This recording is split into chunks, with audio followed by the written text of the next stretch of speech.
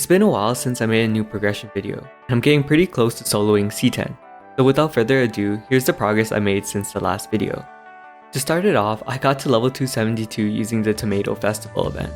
Not too long after that, I finally hit the large item drop potential on my familiar. This really took forever, and I'm glad I don't have to find this again. I'm still looking for some boss and large healing familiars though. Hopefully it comes a lot sooner. Level 273 happened pretty quickly after that, and I just needed 2 more levels to hit 275.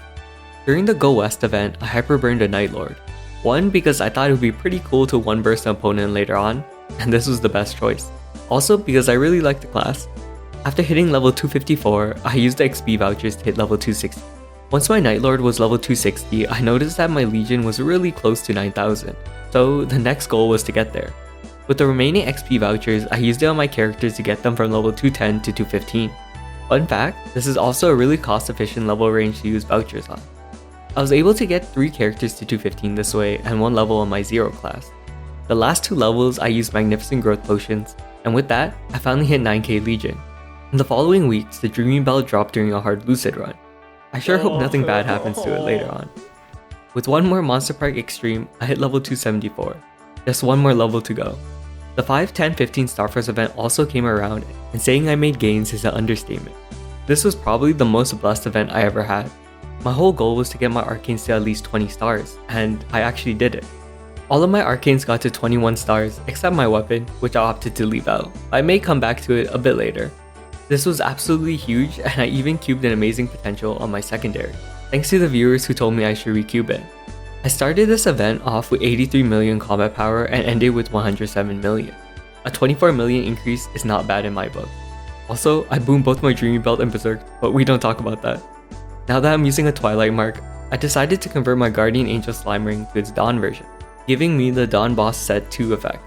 During another hard Lucid run, Dreamy Belt dropped again, and hopefully next time I get much better luck. With my new strength, I decided to verse Chaos Slime.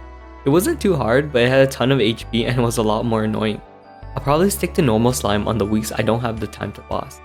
Because I haven't learned the mechanics needed for Vihila, I decided to skip her and went straight to Chaos Gloom. There wasn't much of a difference in difficulty compared to the normal version, and this boss fight is probably one of the ones I like the most, and it isn't too complicated. Plus, having Darksight made the debris a non-factor. It took a bit longer, but I was able to defeat Chaos Gloom, marking 1 out of 3 C10 bosses done.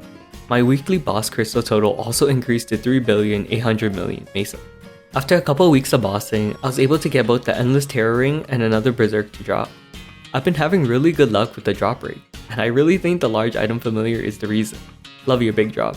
Speaking of familiars, Inkwell dropped a new note, and that means new gifts. With the introduction of mystical familiar cards and 5 being gifts, I decided to make a familiar with a unique potential to make it more worth it.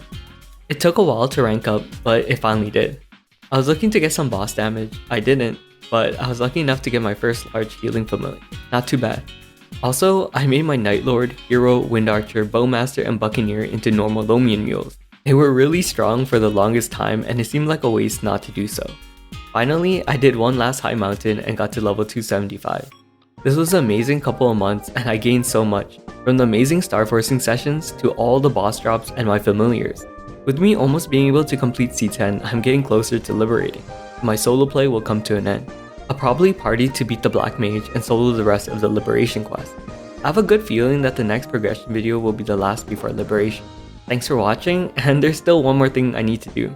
Now that I'm level 275, I can finally take my place among the greats.